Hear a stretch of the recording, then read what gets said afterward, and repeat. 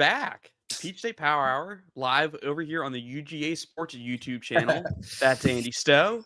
That's Eddie from Acworth. I'm Harrison Reno. Georgia played this weekend. The Falcons played this weekend. The Braves played this weekend. We're not going to talk about them today. Spoiler alert. No. Did the Braves play? I mean, is that what you can call it? I don't think they showed up today. I don't think nobody else was on the field. 18-2. 18-2 is ridiculous. We got football to talk about, boys. Lots of it. We are going 30 minutes on Georgia. We're hitting a crisp 5 to 10 minutes on the Georgia high school football scoreboard update for y'all folks that enjoy that. Put in the comments what high school you went to here in the state of Georgia. We will include them in the next update. Please do. Please do. I will add that to everything. Yes, do that. We are here to banter with you about your old high school team. And then we're going 30 minutes on the Falcons after their week 1 loss, heartbreaker, to the Tampa Bay Buccaneers. But first, let's talk Georgia football. Gentlemen, let's get thoughts and reactions, initial thoughts and reactions. I know both of you were on the post-game overreaction show, so I know y'all got a little bit. I didn't get to hear it because I was doing post-game duties myself. Sure. But give me a brief rundown of what y'all thoughts were from Saturday. Okay, brief rundown. The defense is good enough to win a national championship. The offensive line could barely block me, and the quarterback is seeing ghost, and he does not throw to wide open receivers, and that's a problem. All right, Eddie, you're up. Well, that wasn't much of an intro, Andy. I mean, that was pretty short and sweet. He said brief rundown. That's what I saw. That's we're going to get into the specifics. We're going to get into the specifics. I mean, come on. Well, first of all, I want to start the show by saying, hello, Florida Gators. How's it going? I'm going to make you guys a prediction. With that loss to the University of South Florida, which was awful at home, okay, I'm going to make a prediction to you guys right now. When we go to Jacksonville, Billy Napier will not be their head football coach. Ooh. He will be fired in that bye week time coming to Georgia. Look at their schedule. It is absolutely brutal from this point forward. Florida may not win another game before Jacksonville. Napier's in serious trouble because how do you have a kid after what we talked about and saw with Jalen Carter, the entire world? I mean, you got commentators on Fox News, CNN talking about Jalen Carter spitting on a player. The entire world's talking, and a Florida player does exactly that in the game. Are you kidding me? That was the most unbelievable thing I've ever seen. So okay, well, Eddie, I'm going to interrupt you. I'm going to interrupt you one quick. I want LSU win or lose for Florida. That's in LSU, isn't it? Yes, that's at Louisiana. Yes, that's a loss. All right, at Miami. That's a loss. Give me Miami. Home versus Texas. That's a loss. At Texas A&M.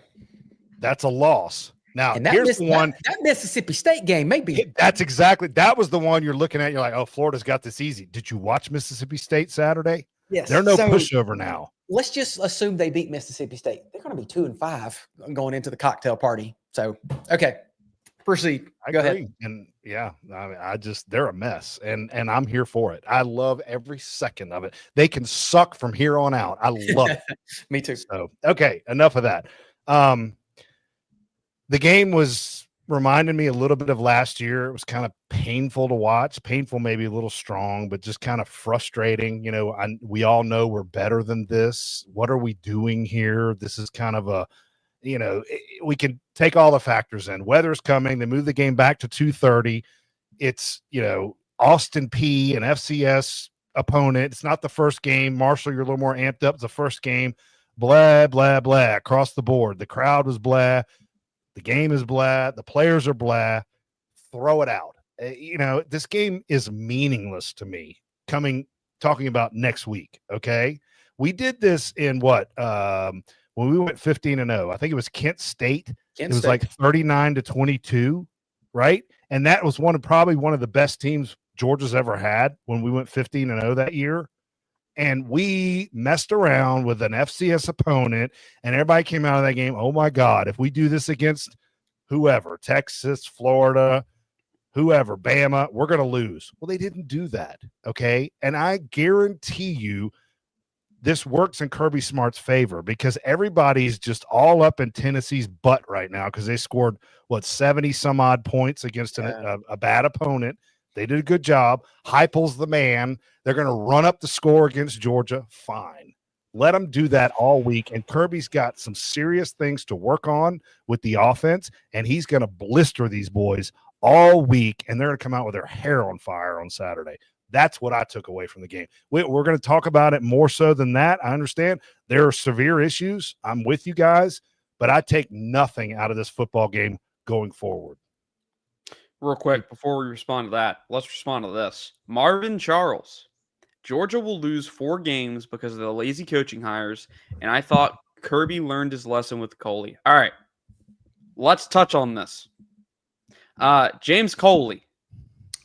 I don't know where the James Coley hate's coming from. I get think it. he's talking about when James Coley was the OC. Yeah. He's not the OC now. But I think the point is when we hired James Coley as OC, we got rid of him and got Todd Monken, and then we took off. I think that's Marvin Charles. Look, point. So he's basically James calling Coley, Mike Bobo James Coley is what he's doing. Yeah. Okay. I'll lay off that one then. But look, James Coley, the reason you got these receivers you do right now, Noah Thomas ain't at Georgia without James Coley. I'm going to tell you that right now. Yeah. All right? Yeah. Talon Taylor, CJ Wiley. This is the best freshman receiver group Georgia's had. Ellis Williams, Ethan Barber. I know he's probably out for the year. You don't have those guys without him. 100%.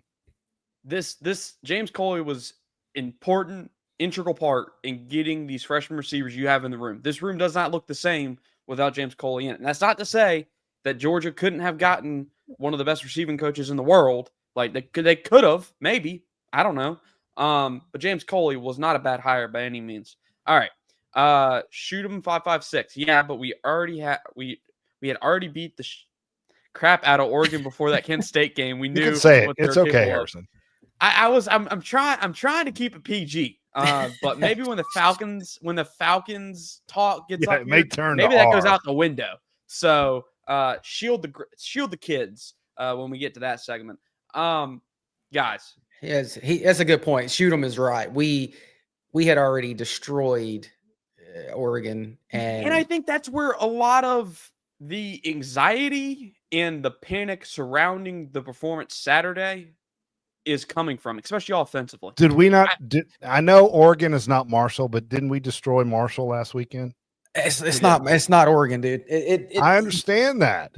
You can't pick the opponents. That we don't have any control over that. But I think his point, and I agree with him, is they had already shown, okay, we're going up against elite talent. We can drill them. Like last year, they had killed Clemson at the beginning of the year. So some of those games, you're like, oh, it's okay because we had already killed Clemson. So it's one thing to kill Marshall. It's one thing to kill Austin Peay, which we didn't. Is another thing to struggle with those guys. So I think that's what he's talking about. We beat Kentucky 14-13 last year. I know. I mean, I'm with you, but Kentucky is better than Austin Peay. I mean, are they? Are we sure? Yeah, I don't know. Okay. Let's hit this. You know I am right. Nice name, by the way. At Eddie, you take nothing out of this Austin Peay game. That's crazy. Tennessee will take something out of it. They will take the Bobos play calling out of it, and we'll be ready for it. Look, I'm gonna stand up for my man Eddie right here. I'm gonna stand up for everybody. Kirby Smart told you the answer about the offense post game. Go watch it on this YouTube channel. Of course, stick with us. Do it after the show. But you can go find it. I'll put the link in the comment section. Y'all can go find it. Kirby Smart told you after the game. The reason Georgia's offense has looked the way it has these first 2 weeks, and you want to talk about 70% of Gunnar Stockton's passes being behind the line of scrimmage or 0 to 10 yards downfield, is because he is taking what the defense is giving him. They're playing with 6-7 yards cushion. I was showing these guys before the show one of the screen passes that they completed to Zachariah Branch over the weekend. It was one-on-one with the safety. You had Colby Young blocking the corner, who was 7 yards off the ball. And it's Zachariah Branch, your most explosive player, your most explosive athlete on offense, one-on-one with the safety. Are you not going to take that? Are you not going to take that matchup?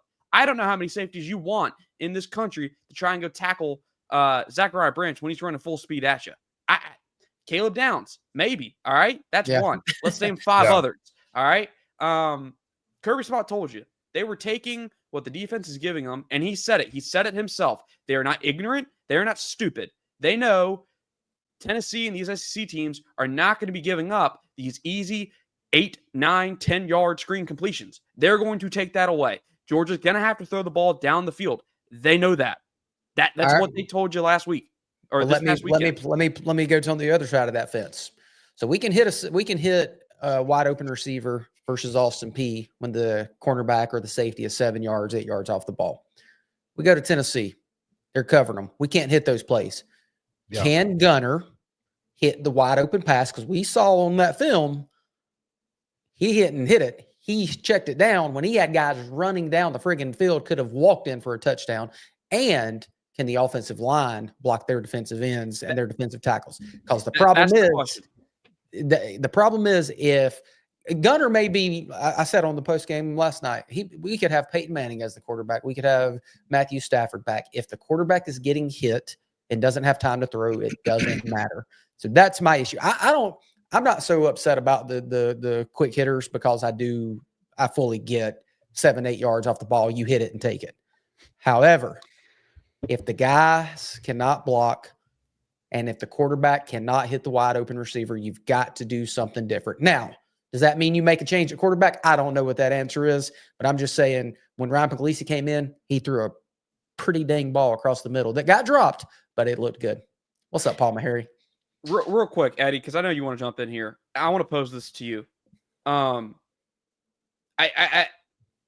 don't think, and I think our comment section, I think everybody in the comment section is smart enough to understand the reason why Georgia goes to the screen. All right. Now I want to pose this. Everybody gets upset when a screen gets dropped for a loss like it did on Saturday. Zachariah Branch had like a 4-yard loss because the nickel came screaming in like a bull in a china shop and Dylan Bell missed the block. All right. Everyone screams at that, says, damn it, Bobo, stop running the screens. Who's yelling, damn it, Bobo, stop running the ball when you get tackled for a 1-yard loss? That's like they call the screen game an extension of the run game. Are we going to stop running the ball when you have a 1-yard loss in a run? No. So why are people getting upset about the screen game? Because if you're not going to get upset with the run game losing yards, then we really shouldn't get upset with the run game losing yards.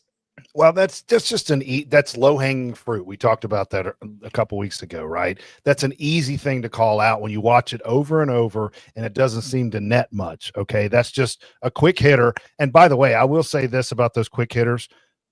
If Gunner doesn't watch, he's going to have a pick 6 on one of those. Exactly. There were 2 that were really close. One went right through the guy's arms. Yes. It should have been a pick 6 the other way. So we got to work that out. Now, back to the comment that was directed at me about how I can't take anything out of this football game. I meant over there it is. Okay. No, I made the clarification. There are tons of things we have to clean up. But let me pose it this way. If Georgia comes out and plays Tennessee next week the way they played Austin Peay, do they win or lose that football game? They get destroyed. It's going to be very hard to win. Okay. If they come out and play the way they played against Marshall, do they win the football game? It's going to be close. Yeah. But it's a winnable game, right? It's winnable. Yeah. Yeah. You can't go on the road in the SEC and have 2 turnovers. Yeah. And win. 100%. 100%. I'm not saying there's not things they need to work on and clean up. I'm just saying there are games throughout the season that you just have to count. Kentucky 14-13. They keep going back to that from last year. You just kind of throw them out. Okay. You learn from them. I'd rather be sitting in the film room right now learning from a win rather than what Florida's going through right now, winning or learning from a loss. 100%. Any day. Yeah, 100%. And I'm not making excuses.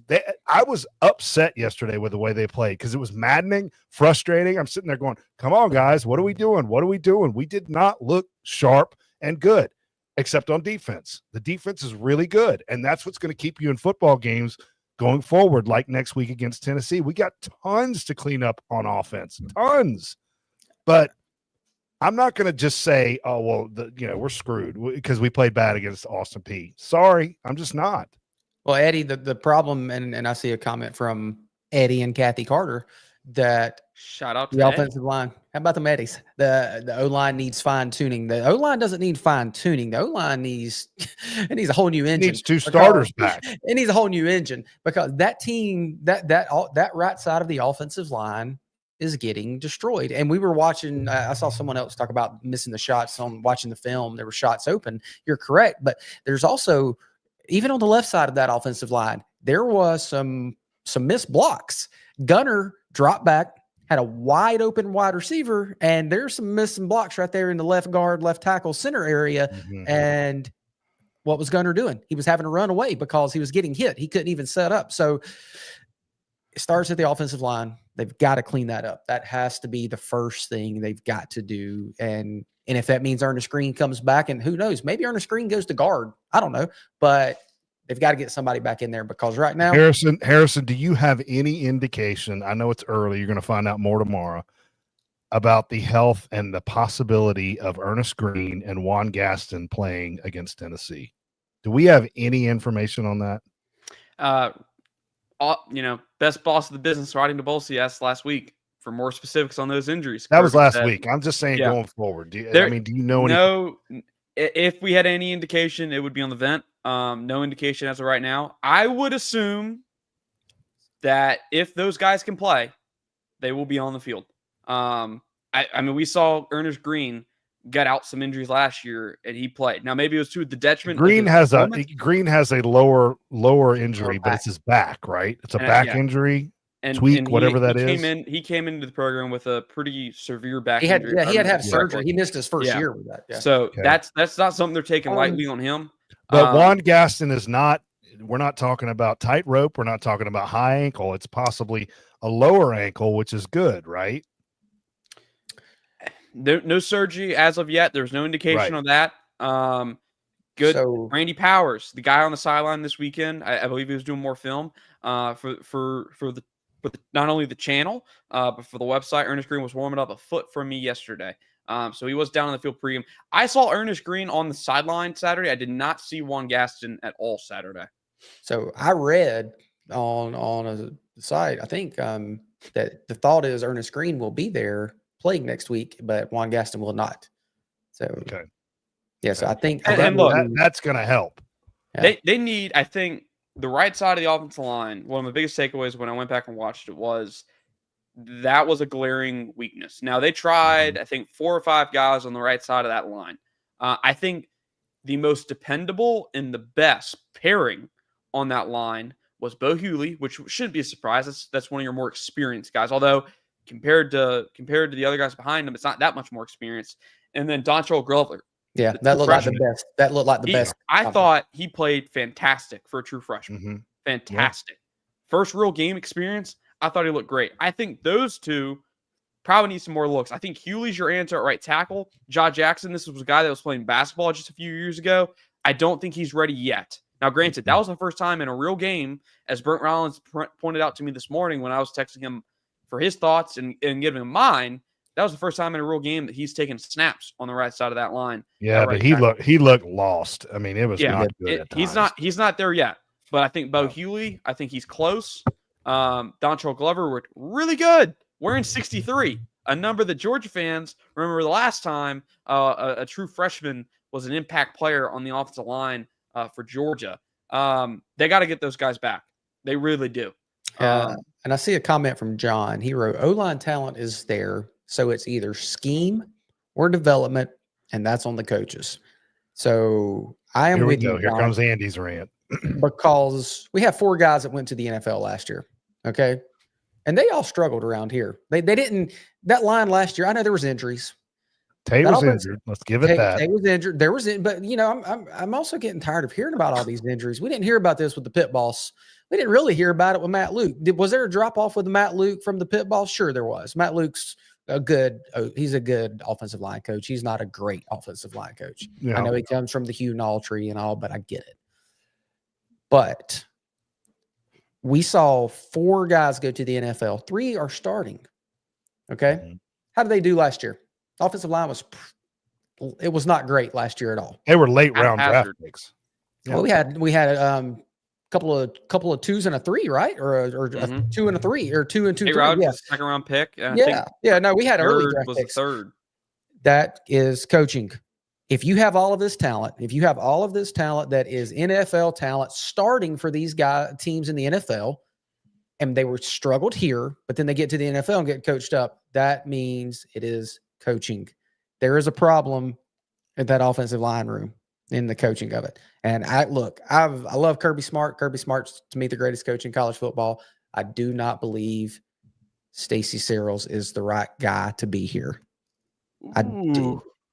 It's clear. We can sit here and say, oh, it's only 2 games. No, it's not. It's 16, 17 games in. You see it every week. And every week we say, oh, well, so-and-so got hurt. Oh, well, so-and-so is hurt now. No, that's not the problem. The problem is there's something with the scheme. There is something with the technique. There is something from this guy talking to these players. There could be a communication error. It could just be an age gap, because how old Cyril's now? 70? And I don't know how old he is. I know he's knocking on 60 or 70, but there's something going on, and he is – I think he's going to hold this team back. It sucks, but that's what I think. Well, I mean, are we at the point where we're talking the good and the bad yet, or are we just kind of still talking about the game? I think we're talking the good and the bad at this point. All right, because we're already 20 minutes in. Yeah. Well, I mean, it's hard to dispute anything Andy said. You know, I texted a good buddy of mine who's an offensive coordinator, and he kind of agreed with Andy. He basically said, you know, it's a lot of coaching here. It's not just the injuries. You can't just lay it at the feet of all the injuries. So, and that good buddy was a college player, right, Eddie? Didn't he play? Yes, he was at the University of Georgia. He's now the offensive coordinator, and you know who I'm talking about, Andy. But because he's talking a little negative, I'm not going to throw his name out there. But I do think that's a major issue when it comes to Gunner not throwing the ball downfield. And after going back and rewatching some of these highlights, everybody's like, and I was one of them. Where's the RPO? Where's the play action pass down the field? Where is all that stuff? Gunner was seeing ghosts because he had that pressure right up the middle coming at his face. And there was one throw I remember where if he makes it clean, that's an easy pass, and he got hit and the ball got slightly tipped. He's got that all day long up the middle. We saw it on the replay, Harrison. You were showing us pre-show. He gets that a couple times, and he starts thinking about it the rest of the game. And he's like, oh, there's an open guy down the field. Oh, I got to get it out of here real quick to this guy, the running back or whoever in the flat, just to get rid of that football. So it changes the mindset completely of Gunner Stockton when that line can't hold up on the interior and they got guys coming fresh to his face. So that's what I'm concerned about. And that's why I asked you about Juan Gaston and Ernest Green next week, because Juan Gaston in the middle to me is the key. I just think I know, Andy, you're going to say he's made freshman mistakes, rookie mistakes, but you know, he's a massive body, and he's a huge upgrade from John Jackson. I'll tell you that right now. He's definitely a huge upgrade from John Jackson, but you know, it's scary to have a true freshman who I know he made a start last week versus Marshall, but he was only in there for a series or two till he got hurt. So that's pretty scary to go up to. Now he's missing valuable reps. Yes, he should have had against Austin Peay, and we're behind the 8 ball again, right? So, all right, we've crapped on him enough. Harrison, can we move to the good? Can we move there? I mean, look. Because there was some good out of this football game. It wasn't all awful. Yeah. Yeah. Here's the good thing. And the last point I will make on Gunner in the passing game, and then I want to move to the run game, because that's really the big good here. Yeah. I think Gunner has done a good job in terms of there's 2 things nobody can dispute about Gunner Stockton and this offense. He avoids negative plays, he avoids turnovers, and he's basically keeping them on schedule. Mm-hmm. They're not in very many second, third, and longs. They haven't been. I don't know how many third and longs they've had in 2 games, but it's drastically less than they probably did in the first 2 games of last year. And that says something. They're keeping them on schedule. A lot of these runs that he's had, a lot of these scrambles, like I showed y'all, 3rd play of the game, they design a shot play, and he gets pressure in his face. Last year, that's a sack. 5-7 yard loss, sack. He avoids the pressure, and he gets 4 or 5 yards. Now, he takes a big hit doing it. Get down. But that's good. He's keeping them on schedule. All right. Now he's making the good plays, guys. We got to see the great plays. That's the next step for Gunner Stockton. I think we can all echo that. Now, the good. I think we know this about Georgia. I think we know this despite the injuries on the right-hand side, despite the questions about them in pass protection. I think we know this team's going to move people in the run game. I think we know that, and I get it. It's Austin Peay. It's Marshall. they're supposed to do that. But just like we talked about last year, just like we saw last year, just because you overpower, oversize, over-recruit, out-talent doesn't equate to automatically winning at the line of scrimmage. Right, Georgia's winning at the line of scrimmage. Georgia's moving people, and they're doing it with violence. When you watch these offensive linemen get out in space on counter, on power, on truck sweep, they're looking to go put somebody in the dirt. They're looking to go do it. They are getting out in space, and they're making blocks downfield, and that's why you go watch the Dwight Phillips play. It is a run to the right. It's a stretch play. He's supposed to hit it in between the tackle and the tight end, I believe. And all 6 of them, I believe it's 6 guys up front. You got the tight end, and you got the 5 linemen. Even the guys on the backside, who the run's not designed to go that way, are blocking their tails off, and they open up that cutback. That's the reason they got 15 yards on that. And he saw those it. Guys are doing their job. A beautiful cut. Yeah. Awesome run. I can't think about how many times last year a running back for Georgia tried to cut it back to the backside, and there was somebody on the backside not doing their job. Yeah. Right. But you also got to think those wide receivers are blocking down the field, and the tight ends. They're blocking great, so they are helping open those holes as well. So I'm going to throw this out to you guys. I did it last night on the post-game overreaction show. I don't know if y'all saw it. This may be a crazy theory. We'll never know the answer to this, right? But I just want to see what you guys' reaction is to this. I thought about this after the game. So is it possible that the coaching staff got together and said, let's see how Gunnar Stockton does throwing the ball downfield against Austin Peay. Let's just throw it out there and see how he does. Okay. And we watched the game. He didn't throw the ball downfield. It was check downs.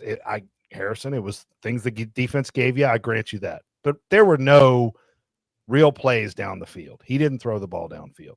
I think one, right? And they came back last night and watched the tape, and they said, okay, Gunnar Stockton failed in that category. We are now going to move our offense to what we designed around Gunnar Stockton, which is RPOs, quick throws, and running more of the triple option, whatever you want to call that. And that's the way this offense is going to operate. And it was a trial to see how it went yesterday, and it failed. What do you guys think about that? Am I crazy? Yes. I don't agree. Yeah, I don't agree. Maybe a little bit more than usual. I don't like this team. They'll be damned if they're not going to run the ball well and they're going to play strong defense. That's the idea. They're getting back to what made them special in the early years of the Kirby Smart era. Like, they kind of got away from it over the last 2 or 3 years. They kind of bended a little bit. They were throwing it 63% of the time last year. That's never happened in the Kirby Smart era. And I want to say it's probably not going to happen for a long time. You had a cement quarterback who threw the ball downfield. That's what he did. Yes.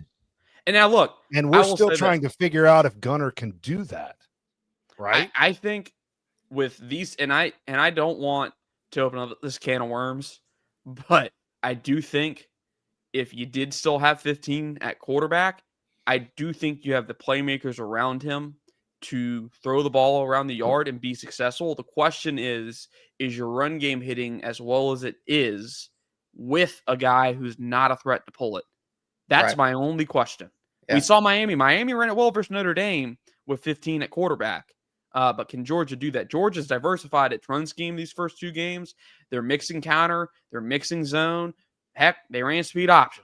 They're doing some things differently, which is good. Now we got to see if they can put things together. But Eddie, I think they're going to be a run-first football team. We're confident about that. Yeah, they're going to try and run their head into the brick wall. But to your point, they're going to have to throw it downfield, and they know that, and they're going to have to figure out a way to do it.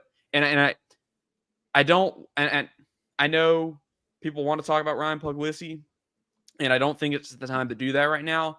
But I do think if the time comes and there is a struggle, I'm not I'm not confident enough to say that they don't make a chance at some point. But I don't think that now is the time to have that conversation. When is that time to have that conversation? Because you've got to have the ability to stretch the field. Let's say they, like Eddie, let's say in your theory that they said, okay, we can't throw it downfield. We're going to run this triple option. And I know it's not a traditional triple option, but right. You know what I mean? Yeah. if they say we're going to run this triple option offense, we're going to be read options, and we're going to be quick hitters, and we're going to be just straight up legit speed option. Okay. So when they decide to do that, what does the defense do? The defense comes way in. And if you can't throw it over the top of that defense, they're shutting that run game down. So now your run game is nothing. You can't pass it deep. You're getting beat. So there's no way we can just shut down that deep pass. We got to be able to stretch the field. All right. So throw out my theory. Stupid. Sorry. I shouldn't have said it.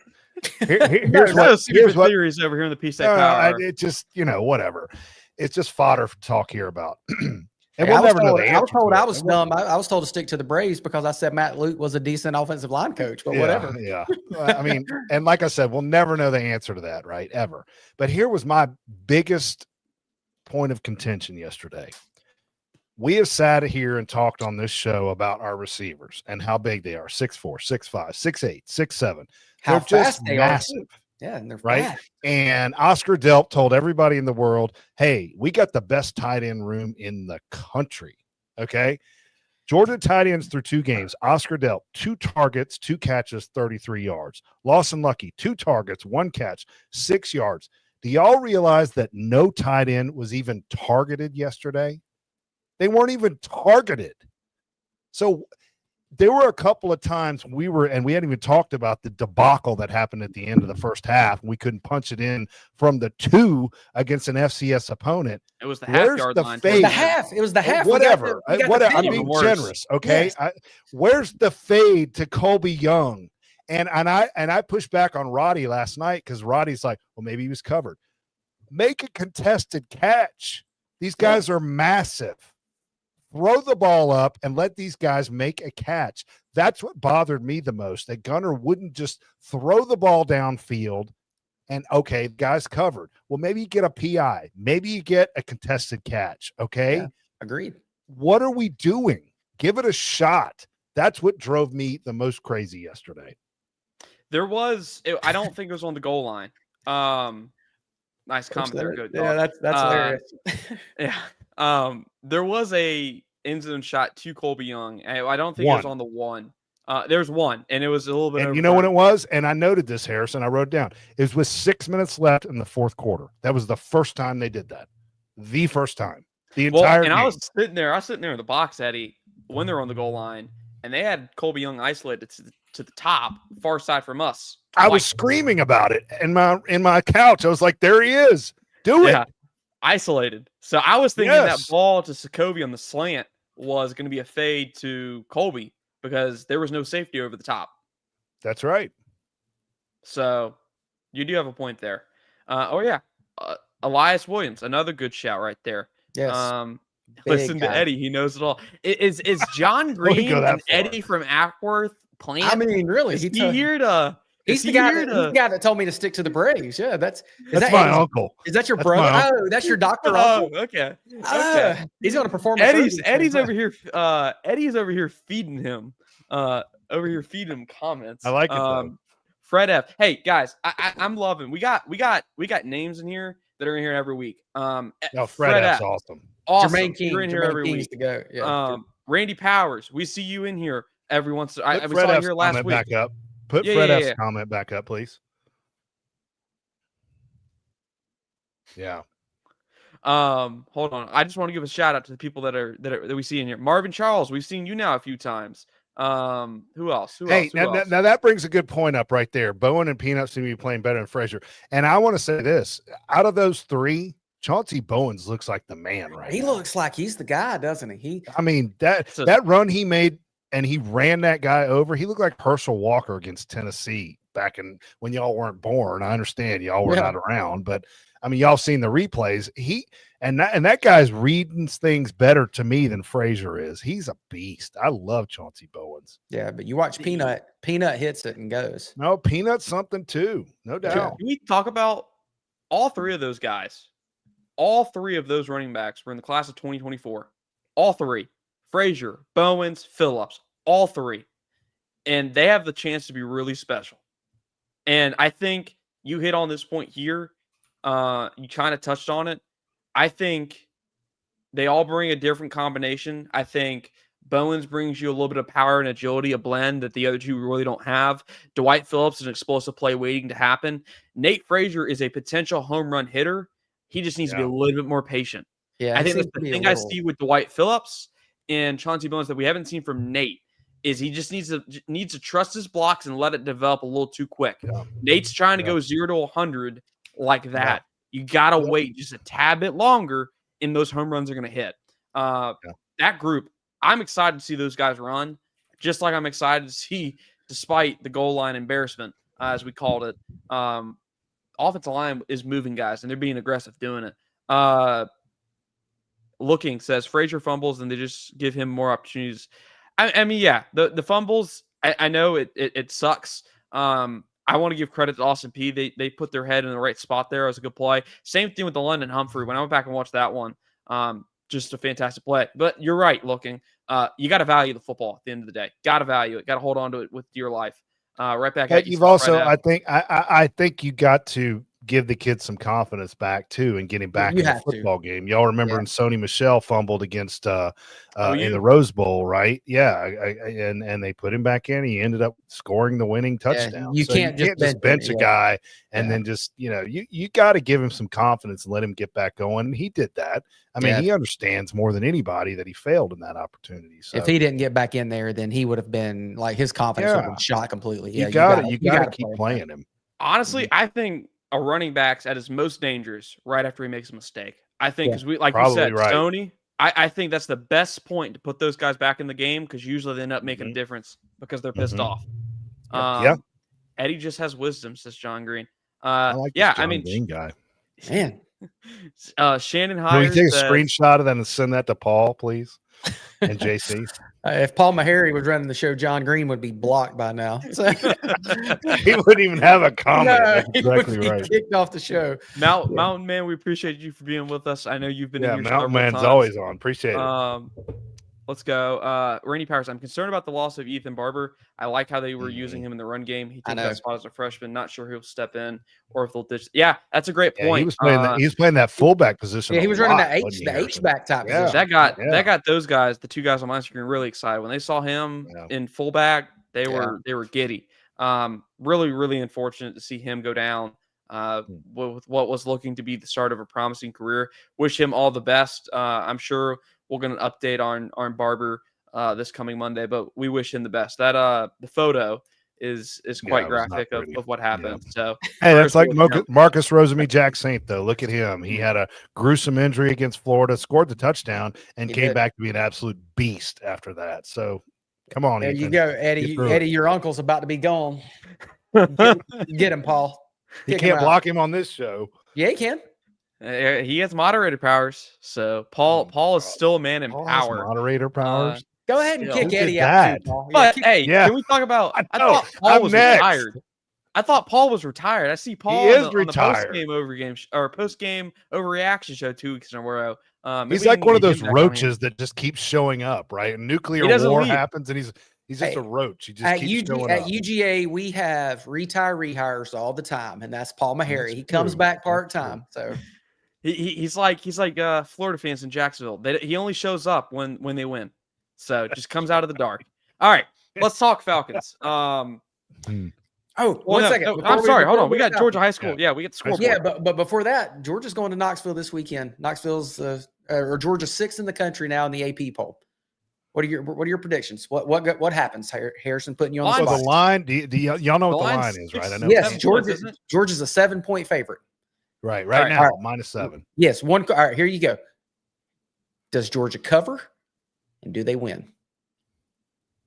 Georgia covers. Georgia wins. Until Josh Heupel shows me he can beat them, I am not picking against Kirby Smart in this game. I think they'll get the offense together.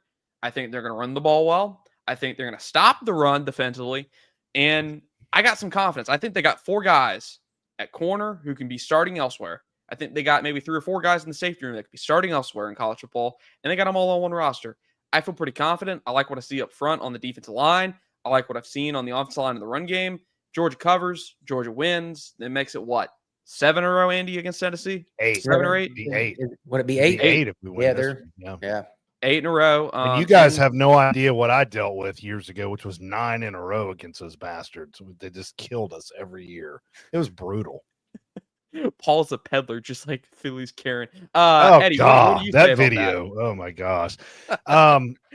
So they don't have Dylan Sampson this year. They don't have a running game that I see that's going to be effective.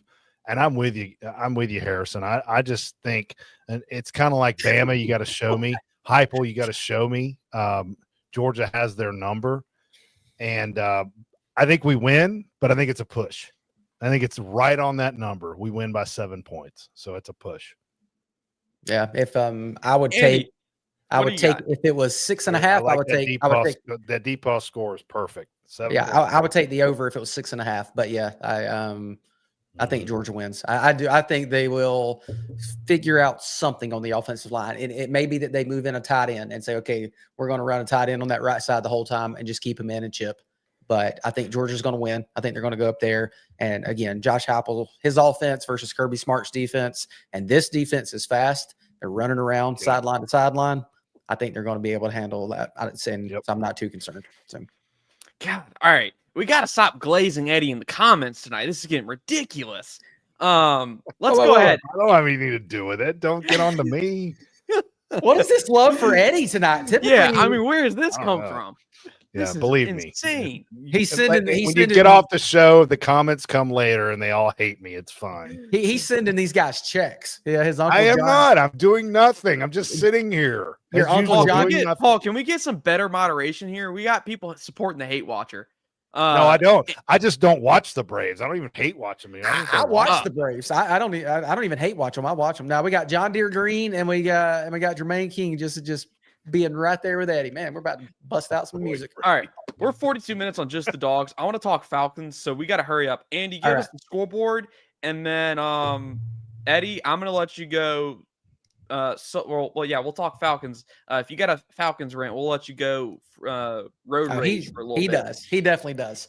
Okay, right. so And road or roid, because there's two different things. you do both of those, so you're roided up. Not now. Okay, so for the Georgia high school, I did see that there were people putting in their county. So we had someone put Stevens County. So I've looked it up, and rough week. Jefferson, the number 24 team in the state, beat Stevens County 42-14. Yeah, so not Jefferson's great. Really good. They are. Pickens County, someone who has Pickens County, and I think I got those guys. Did I find them? They might have been off this week. I love Marshmutt. Marshmutt's my guy. I love that guy. Yeah, I didn't find Pickens. Turner County, someone is from Turner County. They beat Mitchell County 18-12. That was cool. Wait a minute. Where's Turner County and Mitchell County? I don't even know where those are. That's John Green. That's your uncle, I thought you said. Man, I put you in here. It was a joke. I don't know who John Green is. No, really, literally, I don't know where Turner County is. I hope they get beat next week, John Deere Green. I don't know. It's not even real. John Green's from Pickens County. Goat Dogs from Harris County. Shout out. Roger Murray's from Stevens County. Shout out to you guys. Yeah. We will add y'all to the scoreboard update each week. Andy, I'm sorry. Absolutely. That's fine. Back away. And then Harris County, they beat Doherty 21-17. So that's big. But then I looked up some other. Grayson, the number 1 team in the state. God, they beat Mallard Creek 63-13. I mean, that's not even fair. Mallard Creek's a machine up in North Carolina. Yep. They're a good football club. Murdered them. Really good. Madison County beat Commerce 34-28. East Jackson beat White County 31-0. Winder Barrel got beat by Seckninger. I don't know how to say that. 43-22. And Flowery Branch beat Hart County 24-14. So. Yeah, it's not bad. It's not a bad week. Mitchell County. I'll get you in here. Yep. It's Southwest Georgia. Ashburn and Camille. Cherokee County. We got Tryon, Georgia. I hope I said that right. Love it. We got Calhoun, Georgia. We got Stratford Academy in Bibb County. Appreciate y'all for tuning in. We got a different group. We got guys from all around tuning into the Peach State Power. We appreciate y'all for being here every week. Athens, Clark County, home of the Bulldogs. They didn't play this week. I looked them up. Yeah, they were off. Let's talk Thompson County. Let's talk Falcons. All three of us unanimously picked the Falcons to lose the season opener. Now, after that opening drive, where Bijan took it 50 yards on just a little check down, I was like, oh crap, were we just completely off the beaten path? And then as that game went on, the offense went back to looking out of sorts. Michael Penix, I was worried. I was like, ooh, it's like they're going to they have no run game. The run game's not here. No. The quick game's not there. Like, you're asking Michael Penix to, and excuse this, but I have to put the reference, the big Penix energy to go down the field and score to win the game. And they got there. He had an incredible drive. He did his and job. He got him down there. He did his job. Yeah. And once Younghoe Koo comes on the field, I'm like, oh, dear God, please don't miss this kick. And what they do? I don't have much to say. The Falcons falconed. They do it. I didn't even get too excited when they got that first drive and scored. I was like, this is the Falcons. I was like, they're going to falcon it up. And they falconed it up. But Eddie, you were in the stadium when all this was going on, right? I was at the game today, and I will say that some of the reasons I don't go to these games anymore, I used to be a season ticket holder, is because half of the stadium is the other team. Yeah, it is. You could hear it on TV when the Bucs scored. It's ridiculous. Okay. There are tons of empty seats. Okay. But when we got in there, the place was jacked up. They were waving flags. It was going crazy. And the team went down and scored, just like you said, Harrison. It was like, oh, this is going to be, and I'm thinking to myself, this is going to be an easy win today. We all know that's not the case with the Falcons, but that place went bonkers when Bijan made that little slant pass and turned it into a touchdown. It was awesome. Bijan Robinson is a hell of a football player. Yeah. From that point on, it was a total lull. Okay, they went into this vanilla offense. I don't know what the hell they were doing. It was just kind of blah, blah, blah. Defense is really good. Defense is improved. Jalen Walker's in there making plays. Pierce is on the field. Yeah. Diablo, that guy is a beast. I mean, he is a hell of a player. And Caden Ellis all over the place. I mean, they got a really good defense. But you can't rush past Baker Mayfield, and they were over pursuing all afternoon, and Baker just torched them a couple times with his legs. And it just comes down to one to three things in the NFL. And Raheem Morris and the Atlanta Falcons can't seem to get over those one or three things. You got Rook Aurora, however you say his name, roughing the passer, which is a horrible play there down the stretch. And that gives them more time to get on the 25, and we get torched by a rookie from Ohio State. What's his name? Egbuka? I don't know. Emeka Egbuka. Emeka Egbuka. Okay. A rookie for them had two touchdowns. I don't know how many yards he had. I don't care. 67. But we drafted Pitts 4th and Drake London 8th. They drafted him. I don't even know when, but he's a rookie. Second round. Okay, second round. And he's torching the Falcons, and that's why they won. And it's just maddening. And every time the Bucs scored, it sounded like a Bucs home game to me. I'm just so tired of this town and what they do with the Falcons. It's absolutely maddening, and that's why I don't go anymore. I went today because I had a free ticket. It was in a suite. I got offered by my business to go, and it's just embarrassing. I'm so tired. We should have won this football game today. By the way, I'll just say this. One more thing. Younghoe Koo is the kicker for us, right? Yeah. 3 years now running, he has been the worst kicker in the NFL at 20 yards and above. And they signed this guy again. And what did he do when he came down to the stretch? He missed it. He yanked the kick, and we couldn't go to overtime. Now, I'm not blaming him for the loss, but who knows? We go to overtime, we could still lose. But at least we'd had a chance to win the game. Why did they sign this guy? They're kickers all over the place who can make field goals, and they kept this guy. He should be cut on the bus tonight going back to Flowery Branch. That was ridiculous to start the season. And, Andy, I think your prediction is right. I think we're going to go 0-5. I think you're dead on with that. Yeah, I mean, I hate that's – I mean, I feel that way. I still feel that way. But really, you look at it, they got Minnesota next week on Monday Night Football. And then they're at Carolina. And I know everybody's like, oh, Carolina. I just saw a comment. I died. Sorry. It said that, Carolina maybe not great, but I think they got some momentum last year, and Mm-hmm. I think they're going to be tough. We're going to their house. Harrison, stop laughing, dude. And we're going to their house, and it's going to be hard. And then Washington and Buffalo, like, come on. I think we're going to start 0-5. And if we do, like I saw someone said that he thinks the Falcons will still make the playoffs. I disagree. I think their ceiling, I think, is 7. And it's the same thing. It starts at the owner, then it goes to the head coach or the GM and the head coach. And it's the same stuff. So it's always Marvin Charles is right. Xavier Watts played a hell of a football game. That guy's good. And there's some positives on defense, no doubt about it. And by the way, the Bucs were really, really good on offense all of last year, and we held them down for the most part all day long. The defense did their part, but you got to have, we scored that touchdown. Everybody's like going crazy. I got texts on my phone, Andy. You saw them. We're going to the Super Bowl now. It was those kind of tongue in cheek, whatever. But after that, it was just blah. It was nothing on offense. It was just vanilla and running up the middle. And hell, they ran some bubble screens that did nothing. It's just terrible play calling.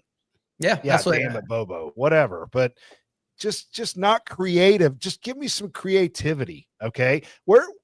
Bijan Robinson is one of the best players in the NFL. How about a screen to that guy? How about a play action pass down the field with Michael Penix? The guy's got a hose for an arm. We didn't do that all damn day until the game was on the line. We couldn't run the ball. That was my biggest issue. That's my big concern. Yeah, they were unable to figure out how to run the ball against this team. And we know how Bay's got a really good defensive front. And that's taking nothing away. Vita Vea, somebody texted me, wish the Falcons had Vita Vea. Everybody wishes they have Vita Vea. Absolute menace in the run. Levante David is a beast in there. But either way, they have to figure out how to run the ball because this offense is built to run the football. Michael Penix has like you said, a hose for an arm. I never said that, Paul. I never said that. That's ridiculous. Sorry, I left that up on the screen. Shut up. How do you let my Harry in here? He's got moderator. I said that. Did I not say that in my rant? Did I not say? He's just kidding. He's copying and pasting what I just said. What an ass! Get out of here, Jason Katz. No, dude. I hope not. I'm worried. I'm yelling at the clouds. Andy's the one that predicted it. I didn't predict that. Andy did. I did. No, I think he's talking about. I think he's talking about Andy. Yeah, dude. I'm the one yelling at clouds. I hope Jason. I hope you're right, man. I'm with you. I hope you're right. But dude, that's a. It doesn't look good. Jason? I really question. Do you really look at this team after today and think that they can go and still make the playoffs? I mean, I didn't see it. Did you guys, Eddie? Did you see a playoff team? No. Harrison? This is the kind of game you have to win.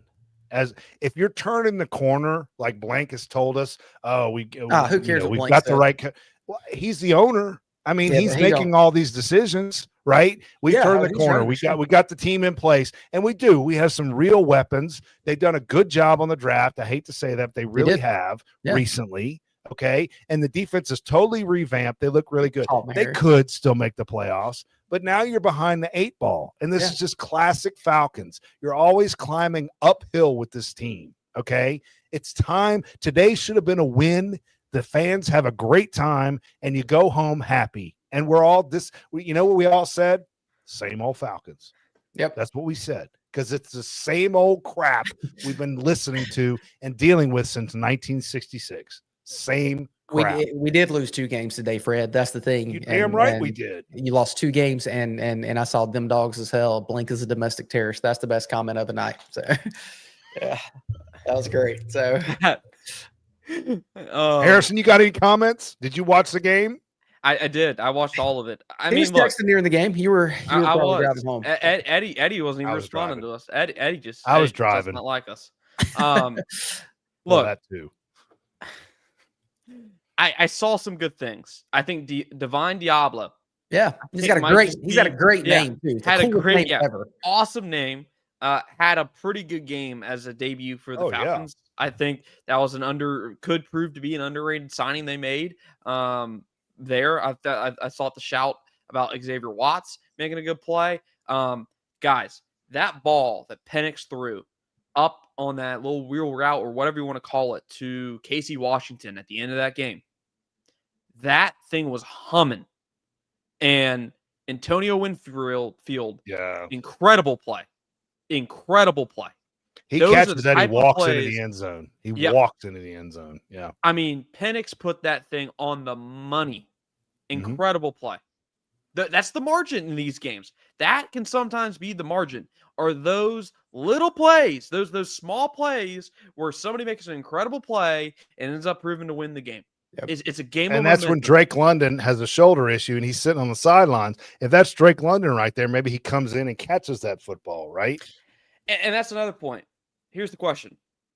Penix drove this offense down the field without receiver number 1 and his receiver number 2.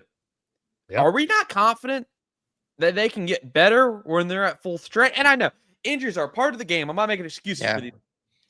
But I think there is room to grow despite how heartbreaking this loss was, because you're going to get a Darnell Mooney back. You're going to get, hopefully, Drake London back. I hope that injury is not severe. That's true. I think, considering their circumstances, the run game was pretty much non-existent. Yeah, it was today. terrible. Yeah, it was And bad. you're still within 3 points of that game. And granted, I know the Buccaneers kicker whiffed on a kick. I get it. They let you back in. They let you into that game to get into that situation. But I'm not all doom and gloom. I'm not ready to say this team's going to go 0-5. Well, I'm not doom and gloom. I'm not doom and gloom either. No.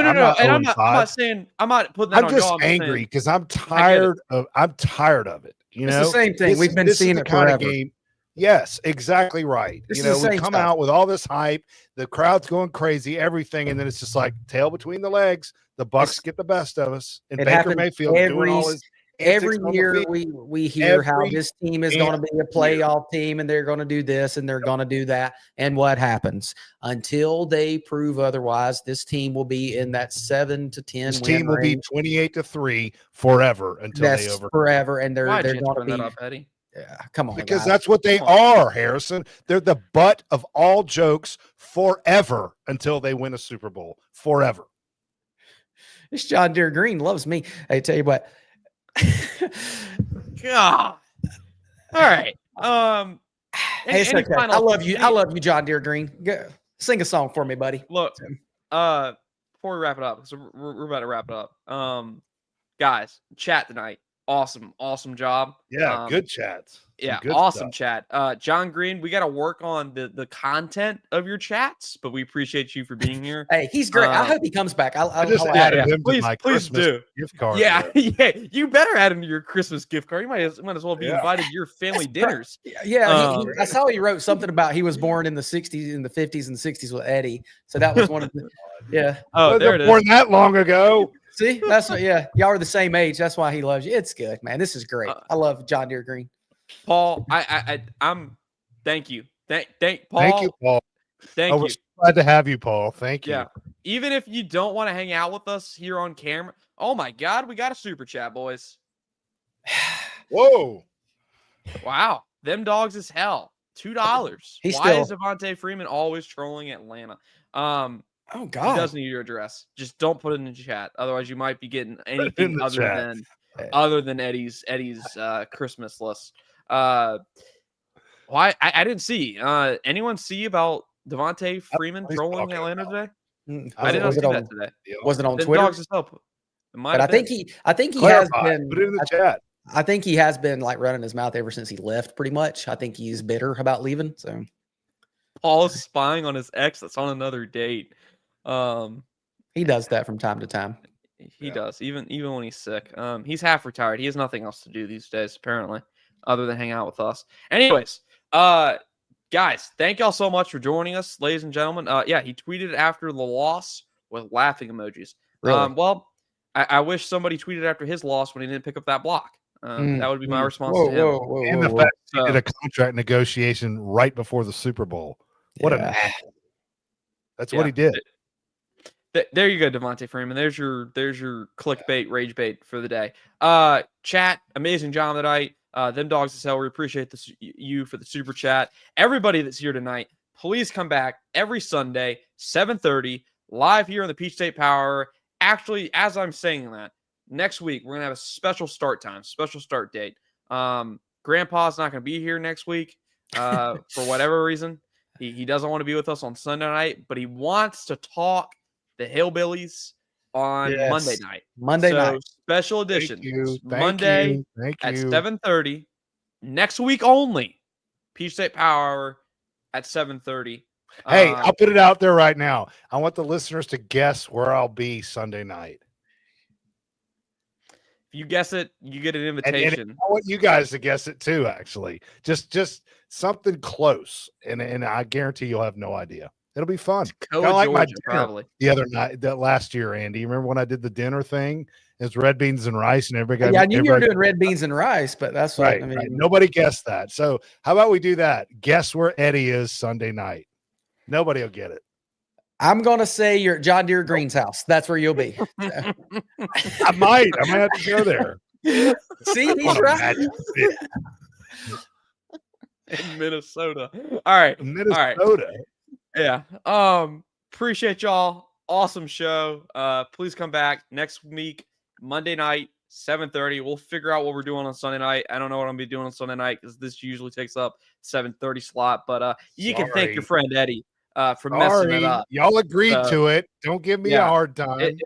It is what it is. But we'll be back next Monday at 7:30. But after that, every Sunday at 7:30 here on the UGA Sports YouTube channel. This is the Peach State Power. That's Eddie from Acworth. That's Andy Stowe. I'm Harrison Reno. We're talking dogs. We're talking Braves when they're good. We're talking Falcons. We're talking Hawks when they start playing basketball. We talk everything here in the Peach State, everything but those dang Yellow Jackets. We'll be back next Monday at 7:30. Go dog.